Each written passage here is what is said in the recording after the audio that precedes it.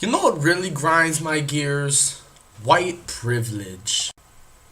Yes, good old white privilege. Because we all know about the things white people can do that people of color can't do.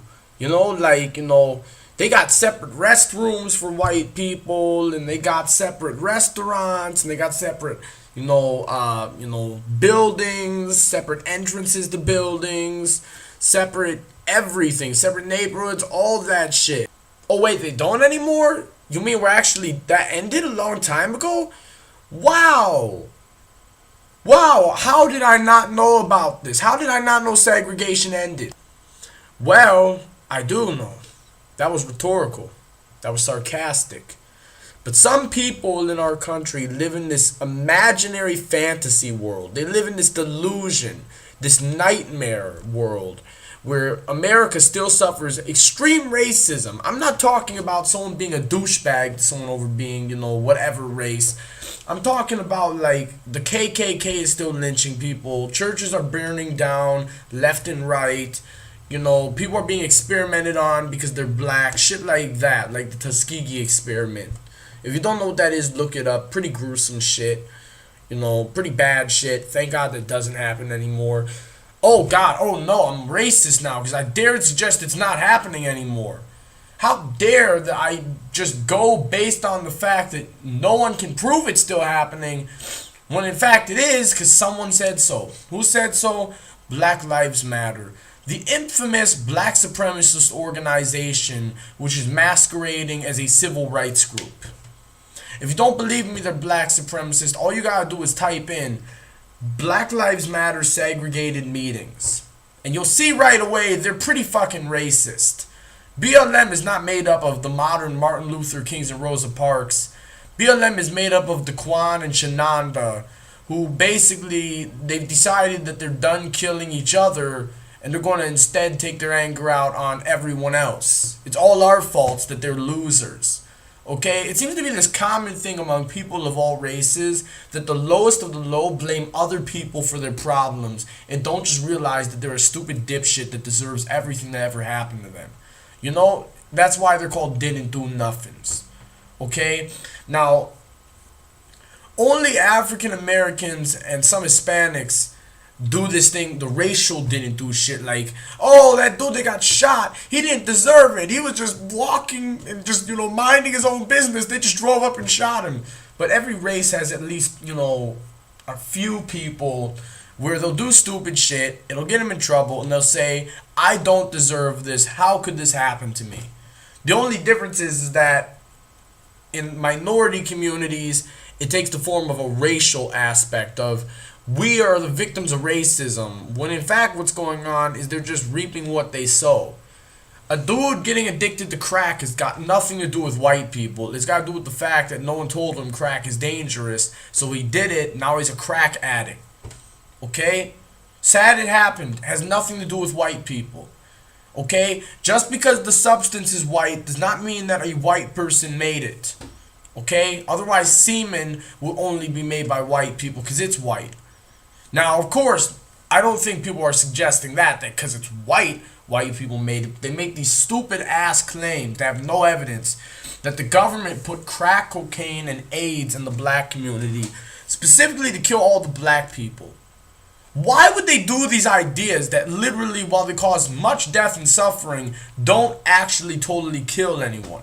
And people give this thing about, it's because our race is resilient. Bitch, please. You're saying that someone couldn't kill all of you? Not that I would, okay? When I say stuff like that, some people take it to mean like I support it. I'm not saying that at all. But I'm saying if these people were a bunch of racist pricks that wanted to genocide you, why would they do it in so many ways that just don't work? That so obviously probably won't do much. Okay? You'd have to be an idiot to think that a drug epidemic is going to kill every last black American, or that AIDS will. How's AIDS going to kill every black American? What about a black nun? Are you suggesting a black nun is going to get AIDS? Like, do you know what nuns do? Are you suggesting that a 5-year-old black kid's going to get AIDS? How the fuck is that going to happen? That was, by the way, my hand hitting the table. Or was it? Hold the fuck up.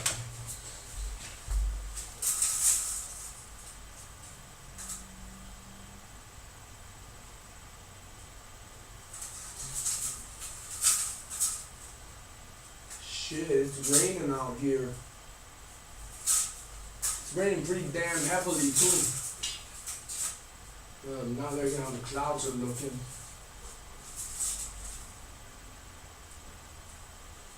Anyways, back to what I was saying.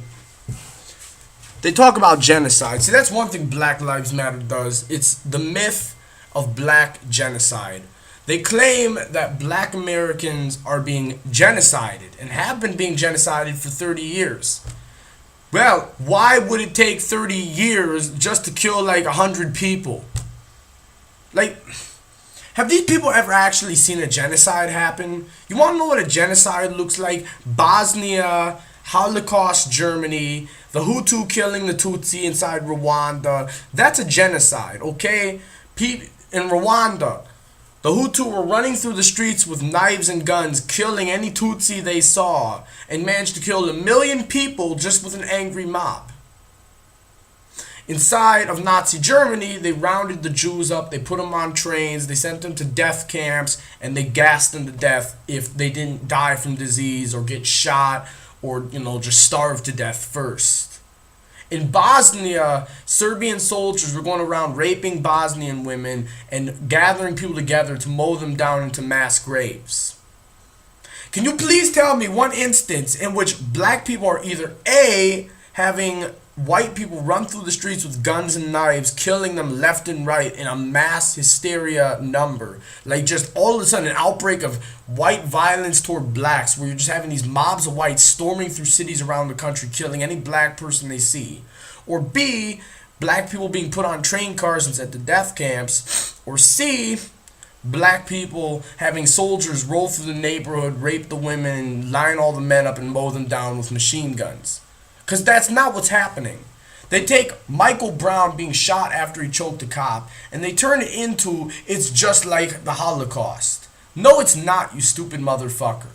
The Holocaust involved the death of 12 million people, 6 million of whom were Jewish, as well as many other people such as the Poles, the Russians, the Gypsies, the mentally disabled, political dissidents. Whereas Michael Brown dying involved a stupid fuck deciding it's a good idea to choke a cop. Even in cases where the shooting or the death was not justified, like Eric Garner. So one person dying every few months from the police is considered a genocide. That's a genocide? Or they'll say state violence too. That's another thing they'll say, that black people are a victim of state violence. Bitch, do you know what state violence looks like? Or you are having first world problems. That's what it seems to reek of to me. First world problems. When police shoot one person of your race every few months when he acts stupid, so therefore you then scream it's a genocide. Have you seen an actual genocide? Do you know what genocide means even? Are you kidding me? Talk about false equivalence. There's a very big false equivalence between Michael Brown being shot and people being put on train cars and sent to their deaths in mass number. Very big difference. Totally uncomparable. Unless, of course, you're one of the delusional members of the Black Lives Matter, put inside brackets, but your life doesn't matter movement. Now, Black Lives Matter, another argument they make is that white people are only offended because they're racist. Well, I'm offended, and under their racial classification system, I'm not even white. I'm Hispanic. But they claim it's only because you're a racist that you hate them. That we're not saying other lives don't matter. You're right, you didn't say it. Of course you didn't say it. You just proved it. You did with your actions. The segregated meetings, the fact you taught, and actually you did say it. You didn't just prove it with your actions. You said it. If you don't believe me, you ever saw that video where they're like, what do we want? Dead cops. When do we want them now? And it's a huge group of them. It's not a small group. This is a huge BLM protest. An official BLM protest in New York was doing that. And another one in Minnesota, they said pigs in blankets, fry them. And when people began jumping on them, they're like, well, if people that kill police are going to be fried, which means sent to the electric chair, why not police that kill people that are civilians? Well, no one is being sent to the electric chair in Minnesota because they killed a cop, okay? Okay, do you understand that? I don't know if Minnesota has the death penalty or not, but if it does, it hasn't used it in a damn long time. No one's being sent to the electric chair for killing cops. It's honestly amazing they catch some of these cop killers. Because in the ghetto, one thing you gotta know about the hood is that there's a no snitching policy. So if there's a cop rolling through the hood and he gets his head blown off for whatever reason, it may not even be political. It may be just that he stops a dude who's trafficking drugs, so the dude flips out and shoots him. No one's coming forward to say, yeah, I know who killed the cop. Okay, it's amazing they catch as many of these dudes as they do, considering the fact that there's a no snitching policy in the hood. Frankly, these dudes deserve way more than be caught. I mean, they should be shot. They should be fucking shot. Okay? Or BLM, they'll block these roads and a car will run them over. And they'll start bitching, we're victims of violence. Bitch, you stood in the road. You understand when you walk in the middle of the road, you get hit by a car, right? That's why they say, look both ways before you cross the street. And when you block a line of traffic for hours and keep them trapped, eventually someone's going to say fuck it and hit the gas. And your dumbass, they won't even hit that hard. Okay?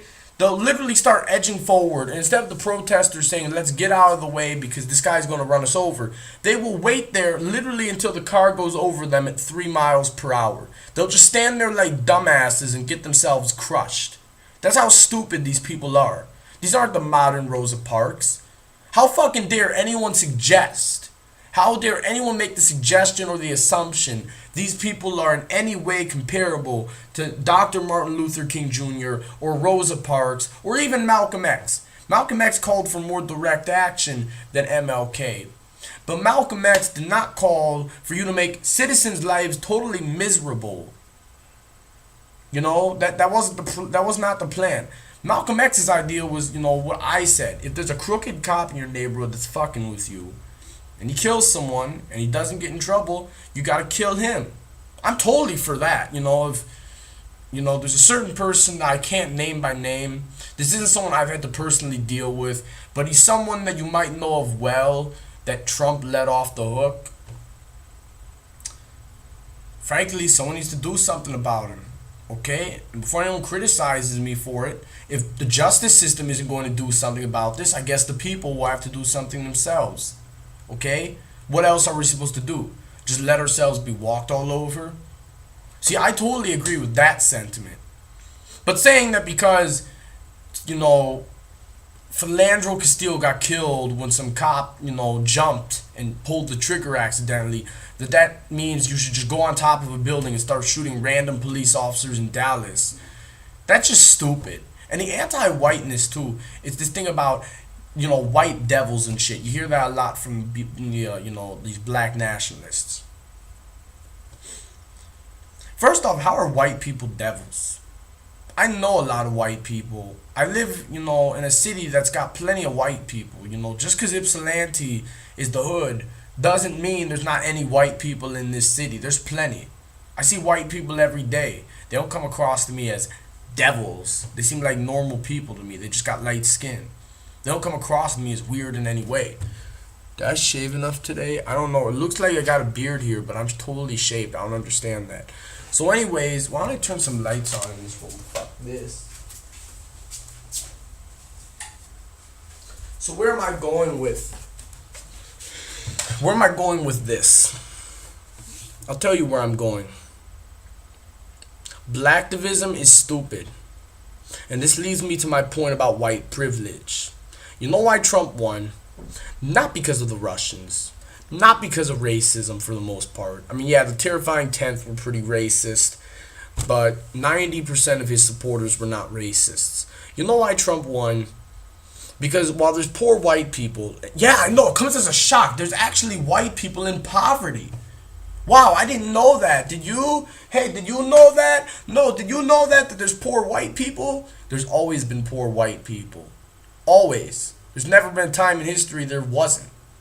Okay? So when we talk about privilege, it's not even poor blacks talking about privilege. You know who it is?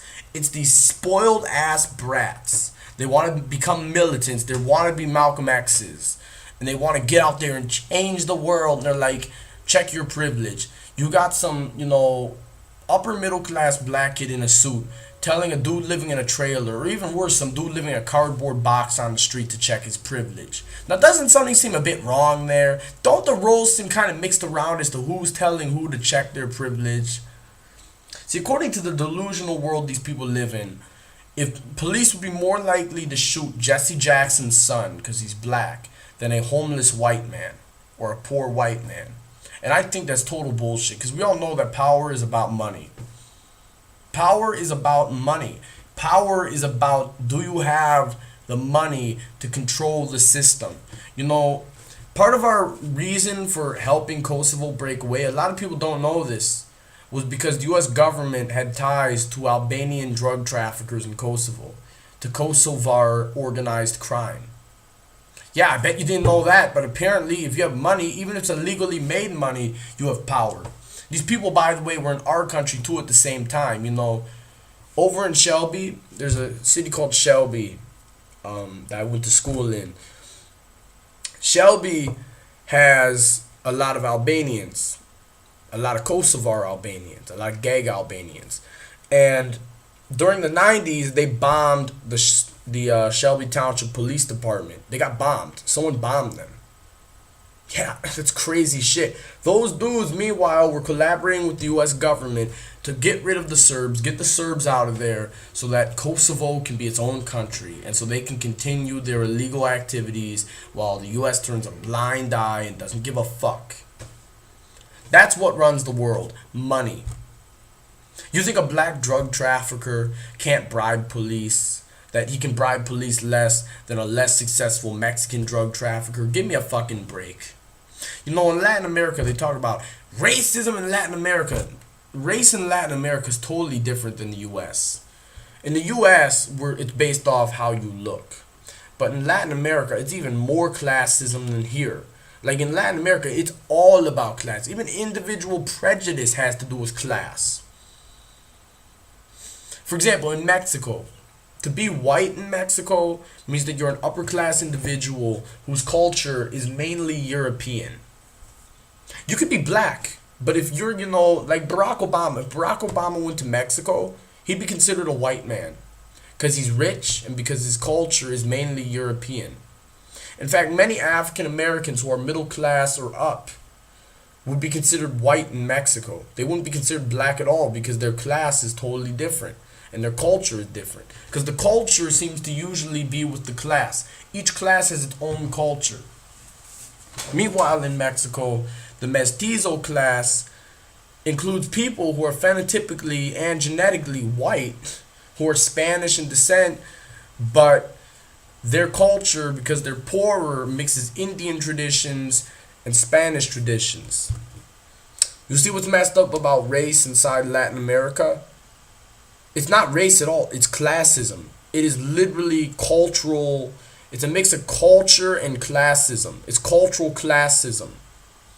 In Latin America, money talks.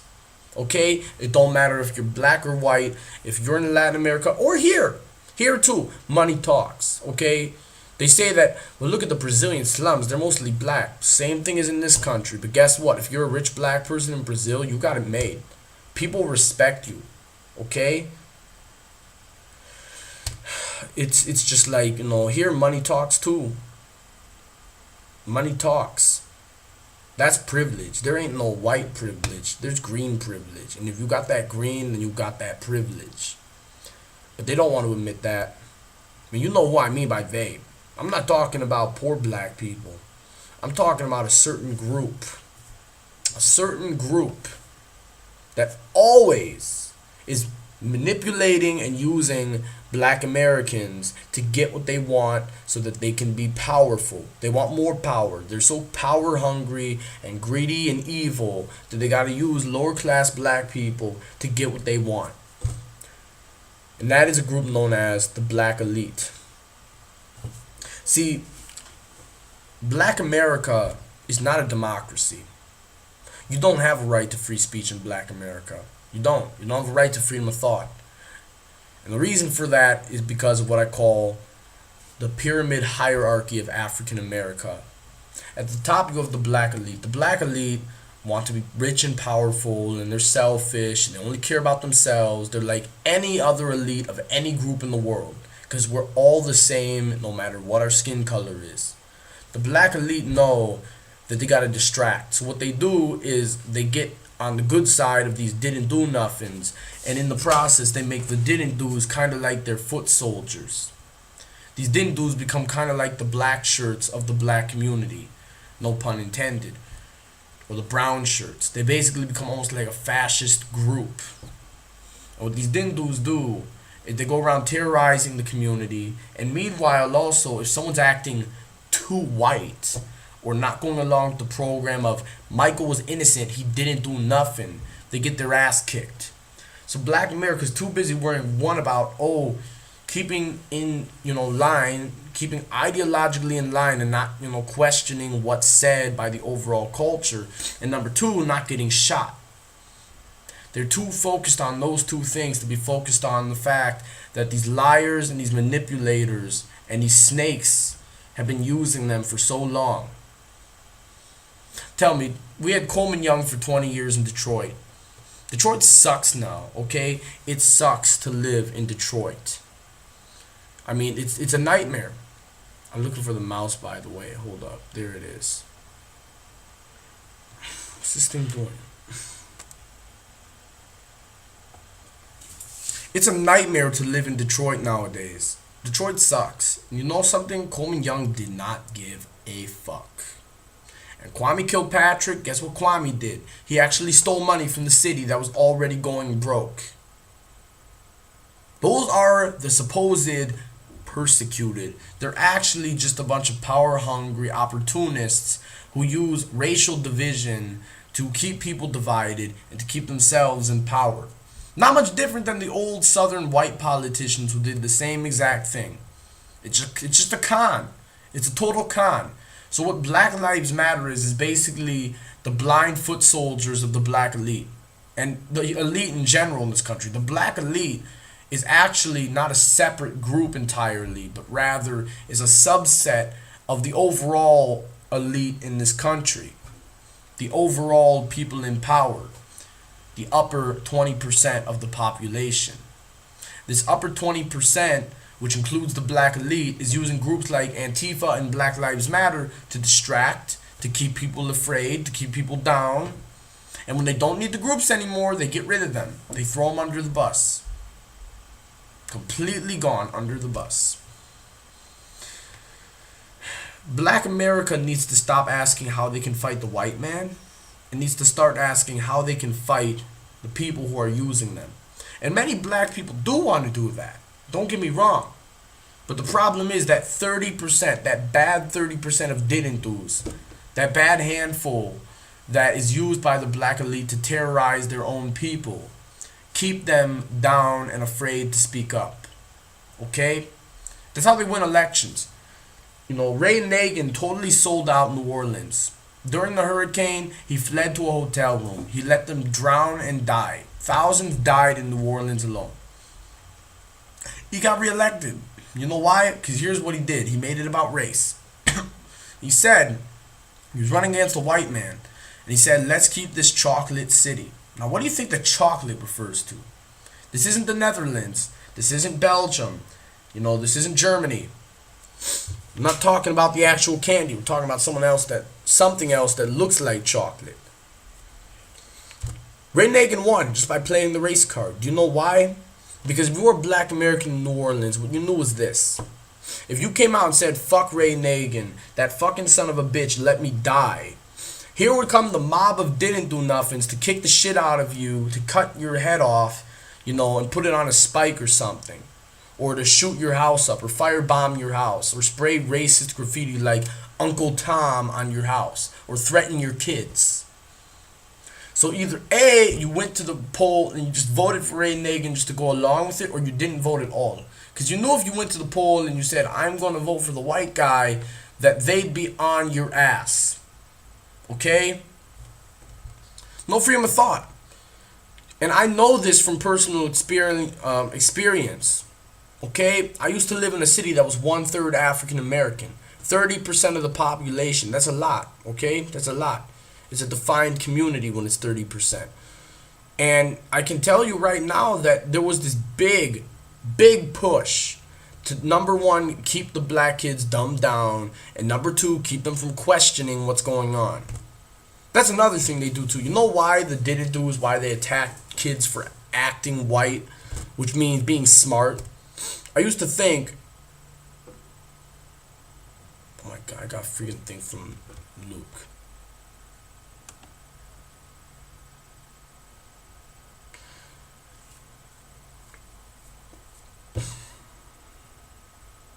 I got a thing from Luke. Something's going on. I'm not going to say what, but there's just some issues going on. But anyways, I used to think, why would they say that acting white would be equivalent to acting smart? Why would the black community be against being smart? Because they're misled by the black elite. The black elite know this. If lower class black Americans were to start really thinking outside the box, they'd start realizing somebody fucked them over. Someone really fucked them. And they'd start realizing who it was. And what would happen next could range anywhere from them just losing an election to in places as bad as Flint or Detroit, maybe even possibly for the first time in American history, an actual revolution in the streets inside a city to dispose of a mayor. Like literally they could be fucking shot or assassinated. But that won't happen as long as the Dindus keep everyone in line. If anyone asks questions, kill them. It's just like a fascist country. It's like living in Nazi Germany. You can't ask questions. You can't question the authorities, or God forbid, you're a sellout. You're a race traitor. They use racism to their advantage. They use these fucking fascists like Black Lives Matter to their advantage. So my basic message would be, I guess this could be kind of a Dear Black People video. I mean, they do all these Dear White People things. Someone has to do this.